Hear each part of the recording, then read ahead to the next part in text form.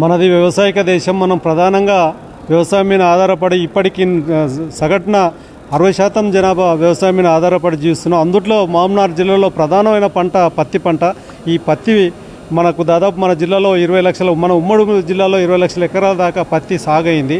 ఇలాంటి పరిస్థితుల్లో కేంద్ర ప్రభుత్వం అనాలోచితంగా పత్తిని ఇతర దేశాలకెళ్ళి దిగుమతి చేయడం కొరకు మొన్న ఆర్డర్ వేసింది. తద్వారా పత్తి అనేది దిగుమతి అవుతుంది. ఇతర దేశాలకెళ్ళి పత్తి దిగుమతి అయితే ఈ దేశంలో రైతాంగం ఉత్పత్తి చేస్తున్న పండిస్తున్న పత్తికి ధర వచ్చే పరిస్థితి లేదు. ఇప్పటికే ధర లేక రైతాంగం ఆత్మహత్యలు చేసుకునే పరిస్థితుల్లో ఇప్పుడు ఉన్న వ్యవసాయాన్ని కూడా దెబ్బతీసే రకంగా నరేంద్ర మోడీ ప్రభుత్వం పత్తి దిగుమతి ఉన్న సుంకాన్ని 11% సుంకం ఉండే ఇతర దేశాలకు దిగుమతి చేయాలంటే ఆ సుంకాన్ని ఎత్తేసిండు.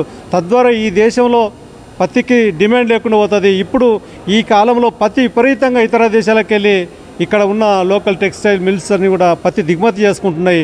కనుక తక్షణమే భారత ప్రభుత్వం ఆ జీవోను ఉపసంహరించుకొని పత్తి దిగుమతిని నిషేధించి ఇతర దేశాలకు వెళ్ళి పత్తి ఇక్కడ రాకుండా నిషేధం విధించి ఈ దేశ రైతాంగాన్ని ఆదుకోవాలని డిమాండ్ చేస్తున్నాం.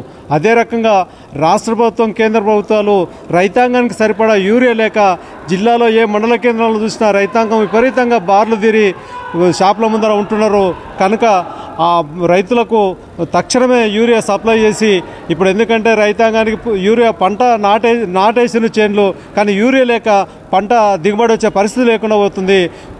ఎప్పుడైతే ఈ దేశానికి కావాల్సినంత యూరియా కొరత ఉందని వేసవికాలంలో తెలిసినా కానీ కేంద్రంలో ఉన్న ప్రభుత్వం ప్రత్యామ్నాయ మార్గాల ద్వారా ఇతర దేశాల ద్వారా యూరియా తెప్పించకుండా నిర్లక్ష్యం వహించి ఈరోజు యూరియా వస్తుంది రేపు వస్తుందని రైతాంగం మొత్తం షాపుల చుట్టూ రోడ్ల మీద తిరుగుతున్నారు.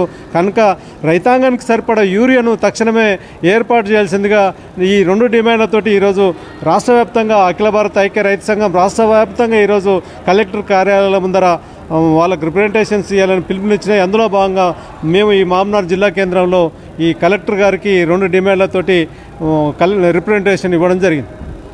లేటెస్ట్ న్యూస్ తెలుగు మరియు ఇంగ్లీష్ అప్డేట్స్ కోసం ఇప్పుడే క్యూన్యూస్ అఫీషియల్ యాప్ని ప్లే స్టోర్ నుండి డౌన్లోడ్ చేసుకోండి. సరికొత్త సమాచారాల కోసం క్యూన్యూస్ వెబ్సైట్ని ఫాలో అవ్వండి. ఛానల్లో ప్రాంతీయ, జాతీయ, అంతర్జాతీయ వార్తలు వీక్షించండి.